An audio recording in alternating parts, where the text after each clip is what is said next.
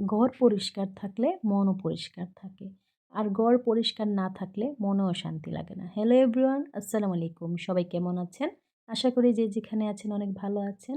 আলহামদুলিল্লাহ, আপনাদের ভালোবাসায় ও দুয়ায় আমিও অনেক ভালো আছি। এই তো সকাল সকাল উঠে পড়লাম।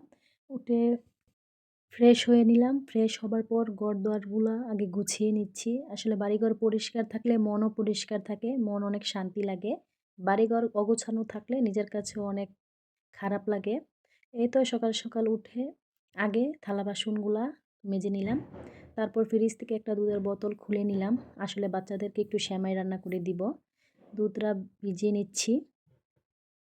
দুধটা ভিজাবার পর আমি একটু মেশিনে বসে পড়লাম। আসলে কাস্টমারের কিছু কাপড় ছিল, ভাবলাম কাপড়টি একটু সিলিয়ে নিই।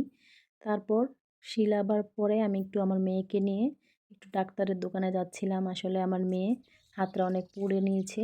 পুড়বার পর ভাবলাম একটু ডাক্তারের কাছে নিতে হবে। এই দেখুন হাতার কি অবস্থা। আসলে ওকে বলছিলাম ভাত দেখবার জন্য, ও ভাত দেখতে গিয়ে হাতটাকে সেক লাগিয়ে দিল।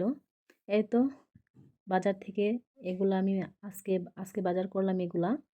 বাজার করার পর আজকে সকালের নাস্তা সিঙ্গারা দিয়ে সেরে নিলাম। তারপরে বাচ্চাদেরকে একটু সেমাই রান্না করে দিলাম। তারা সেমাই খাচ্ছে। আমি একটু সেমাইয়ের মধ্যে একটু মুড়ি দিয়ে দিচ্ছি। এই তো আমরা মুড়ি খাচ্ছি আর ল্যাপটপ দেখছিলাম। এই তো আমার মেয়ের ব্যথাটার মধ্যে একটু মলম লাগিয়ে দিচ্ছি। আমি এখন ভাতের চাল ধুয়ে ভাতটা বসিয়ে দিব।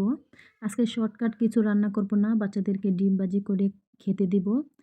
আমার ভিডিওটা ভালো লাগলে অবশ্যই লাইক, কমেন্ট, শেয়ার করতে বলবেন না। সবাই সুস্থ থাকবেন, ভালো থাকবেন। আল্লাহ হাফেজ।